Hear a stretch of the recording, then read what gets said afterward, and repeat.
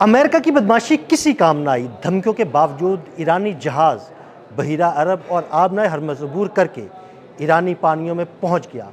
ये जहाज़ कैसे पहुंचा और अमेरिका इस जहाज़ को क्यों ना रोक पाया, इस बारे में आमिर रज़ा से बात करते हैं।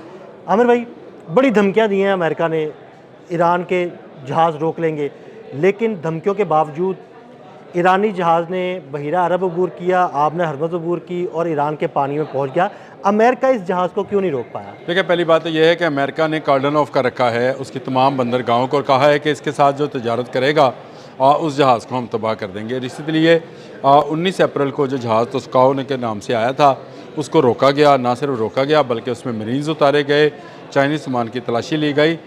लेकिन ईरान ने अब इंतबाह जारी किया था, जो कि उसी दिन जारी कर दिया गया था पासदारान इनकलाब की जानिब से, कि अब अगर हमारे किसी जहाज़ को रोका गया या निशाना बनाया गया तो कोई अमरीकी बहरी बेड़ा जो है वो हमारे मिसाइलों से बच नहीं पाएगा। देखें, उस दिन भी उन्होंने इसका जवाब दिया था और उन्होंने कुछ ड्रोन्स जो थे वो इनके बहरी जहाज़ की तरफ, जो कि डिस्ट्रॉयर्स थे, उनकी तरफ भेजे थे। वो इंटरसेप्ट हो गए, लेकिन उसके बाद उन्होंने सिर्फ कहा कि ये सिर्फ एक चुनौती थी कि हम था कि भाई हम अब अगर आपने ये काम किया तो इसके बाद आपका कोई जहाज़ जो है वो हमारे मिसाइल से महफूज नहीं रहेगा। और उनके पासदारान इनकलाब के जो सरबराह हैं उन्होंने ये बयान दिया था, ब्रिगेडियर जनरल रज़ा ने। उन्होंने कहा कि हम तैयारी कर चुके हैं, हम निशाना बांध चुके हैं नए मिसाइल्स फायर करने के लिए, और हम एक ऐसा हमला कर सकते हैं जिसमें कोई अमरीकी जहाज़ जो है फिर किसी काबिल नहीं रहेगा। देखें, एक तरफ अमेरिका जो है मुज़ाकरात की गेम खेल रहा था, दूसरी तरफ वो जहाज़ को रोक रहा था। इस पर ईरान ने सख्त रद्दअमल दिया। यही वजह है कि आज इंडोनेशिया के एक जजीरे से आने वाला जहाज़ जो है वो आराम से ना सिर्फ आया बल्कि गुजर के गया, किसी अमरीकी को जरूरत नहीं हुई। अच्छा अमीर, मैंने ये भी सुना है कि उस जहाज़ को बाकायदा ईरानी बहरिया ने सिक्योरिटी भी फराहम की थी।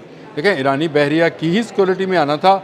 वहाँ से आप कोई भी जहाज़, चाहे ईरान का है, चाहे पाकिस्तान का है, चाहे किसी भी मुल्क का है, वो गुजर नहीं सकते हैं, क्योंकि आपने हरमुज़ के आप यूँ समझे कि हर एक कोने में जो है बारूदी सुरंग मौजूद है। अच्छा, वो अगर आप जहाज़ को बिना बताए गुजारने की कोशिश करेंगे तो बारूदी सुरंगें जो हैं फट जाएंगी। हुआ ये कि इन्होंने जो ईरान का जहाज़ रोका था, जो कि चाइना से आ रहा था, माल बरदार था, उसको इन्होंने रोकने की कोशिश की और उसके रोकने की कोशिश में इन्होंने अपने मरीन्स उस पर उतारे, उसकी तलाशी ली। इनको मिला कुछ नहीं है उसमें से, लेकिन इसके बावजूद एक मुज़ाकरात में तोतल ज़रूर आ गया। और 22 तारीख, कल यानी 22 तारीख को अब ये सीज़ फायर ख़त्म होने जा रहा है। अब इनको ख़तरा है कि अब अगर ईरान को छेड़ा तो ईरान की तरफ से डायरेक्ट मिसाइल्स आएंगे। और वो जो बाकर कालिबॉफ ने कहा है कि हमारे पास खेलने के लिए नए कार्ड्स हैं। इसी बात को अगर आगे बढ़ाएं तो इससे पहले उनके नायब वज़ीर ख़ारजा ने भी कहा था कि हमारे पास ऐसी अब नई मिसाइल्स हैं जो कि हमने इसी सीज़ फायर के दौरान जो है बनाए हैं। फिर उनके पासदारान इनकलाब की तरफ से भी ये बयान आया कि नए मिसाइल्स जो हैं उनको लॉन्च कर दिया गया है।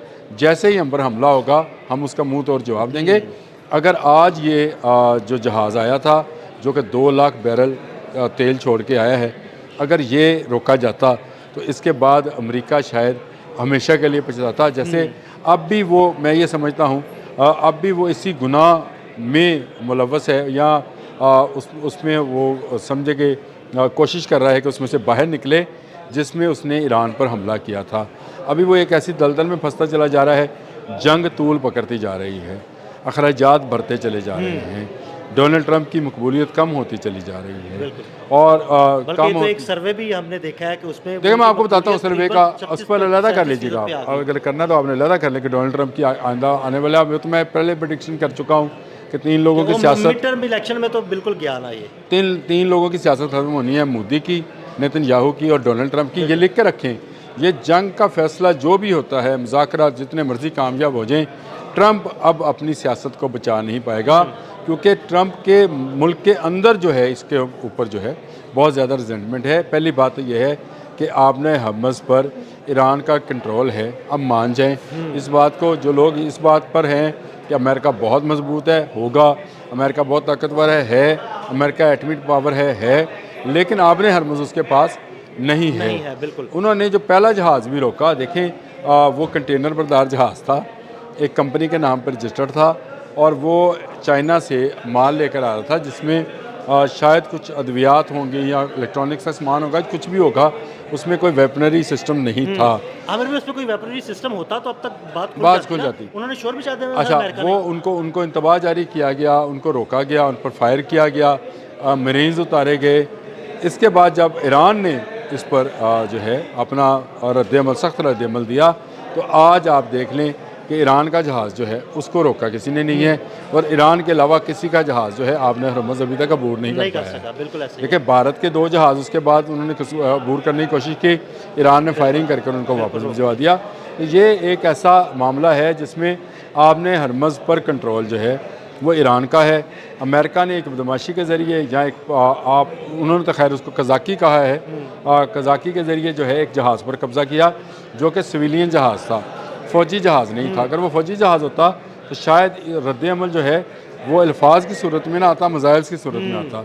लेकिन अब अगर ईरान की तजारत को, ईरान के आयल को या उसके आयल टैंकर को रोका जाएगा तो जवाब मज़ाइल की सूरत में आएगा। पहले ही हम तो घड़ियाँ गिन रहे हैं कि अब हर आने वाले लम्हे के साथ सीज़ फायर का वक्त ख़त्म होता चला जा रहा है। कल रात 12 बजे ये सीज़ फायर का वक्त ख़त्म हो जाएगा। ये जैसे ख़त्म होगा उसके बाद कौन किस तरह से रिएक्ट करता है।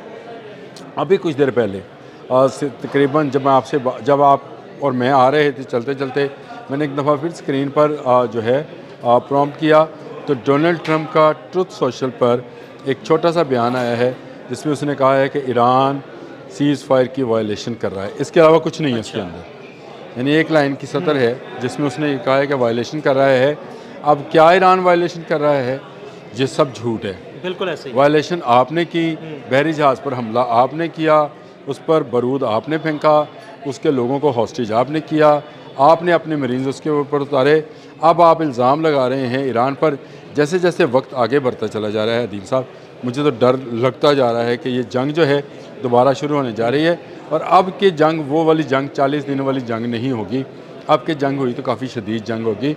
और मैं आपको बताऊं, अब शायद अमेरिका को मिडल ईस्ट और सऊदी अरब से भी वो हमायत ना मिल सके, यकीनन नहीं मिलेगी आमिर भाई, यकीनन नहीं मिलेगी, क्योंकि आप उनकी काफ़ी तस्दीक कर चुके हैं और उनको काफ़ी जो है आप इस मामले में इन्वॉल्व करने इस्तेमाल किए। आपने जो क्या प्रिंस है सलमान के मतलब आपने गलत अल्फाज किए।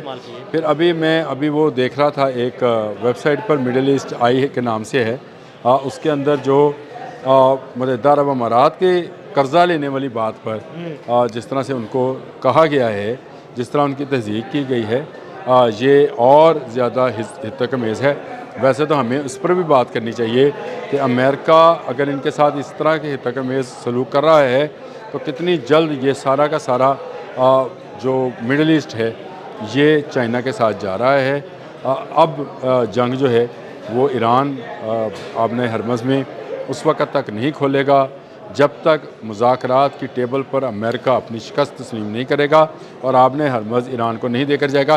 ये मैं पहले भी प्रेडिक्शन किया करता हूँ कि अब वो आपने हरमज़ 28 फरवरी से पहले वाली नहीं रहेगी। ईरान इस पर कंट्रोल हासिल करेगा और ईरान ही इस पर टैक्स लेगा, क्योंकि उसका जितना नुकसान हुआ है जो कि 27 अरब डॉलर के करीब है, वो टैक्स लेगा तो अब रिबिल्टेशन का अमल शुरू देखिए लाजमी बात है। और इसमें अरब ममालिक भी किसी हद तक इस पर एग्री हैं।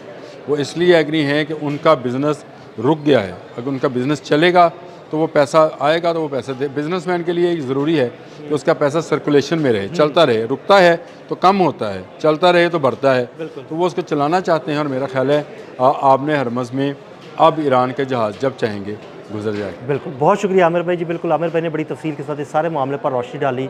मज़ीद अपडेट्स के लिए हमें फॉलो करते रहें। अदील अहमद और आमिर रज़ा को इजाज़त दीजिएगा। अल्लाह हाफ़िज़।